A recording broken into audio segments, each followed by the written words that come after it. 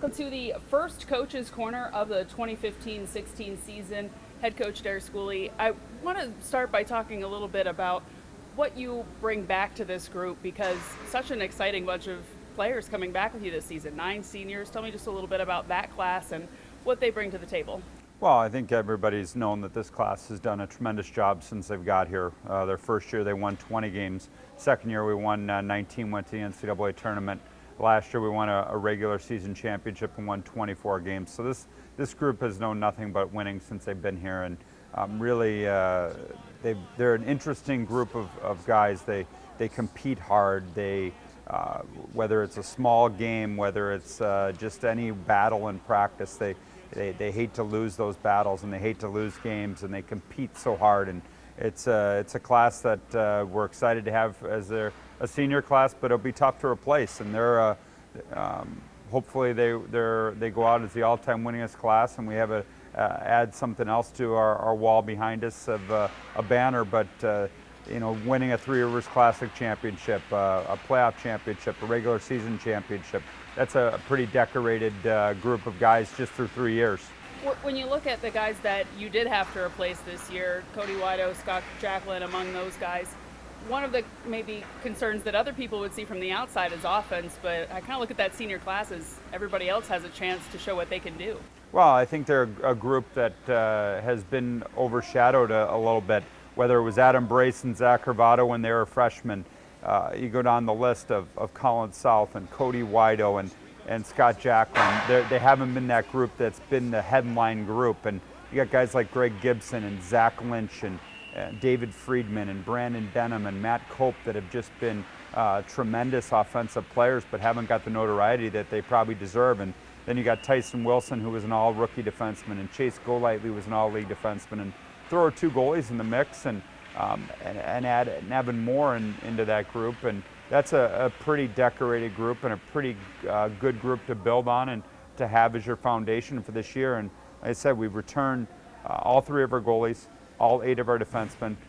We returned 7 of our top 9 forwards. We returned a lot of penalty killers, and Brandon Denham, Matt Cope, Greg Gibson, Zach Lynch, and those are just pieces that are built in, ready to go. And those guys are ready to go and ready to start playing this year. We saw it a little bit in the exhibition. 5 different guys scoring goals, and assists came from all over the place.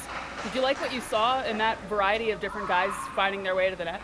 Well, I think one of the things that we look for is just trying to get our structure and our systems in place. And I'm not worried about our team scoring goals. I think we've got a group of talented individuals.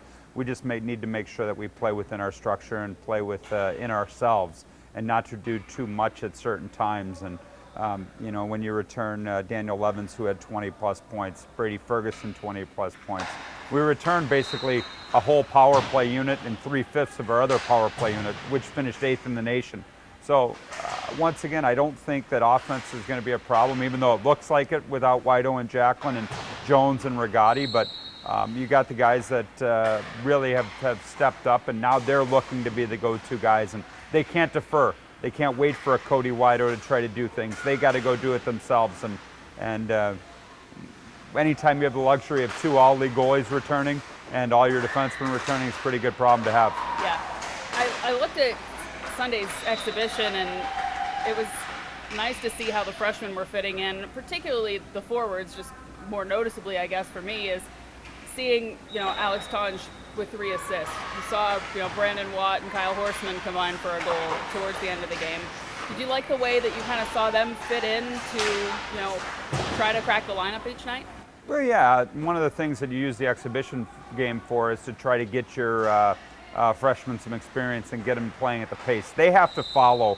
They're not going to lead. It's our older guys who lead, and our older guys did a good job of setting the tone and the pace, and our freshmen followed well.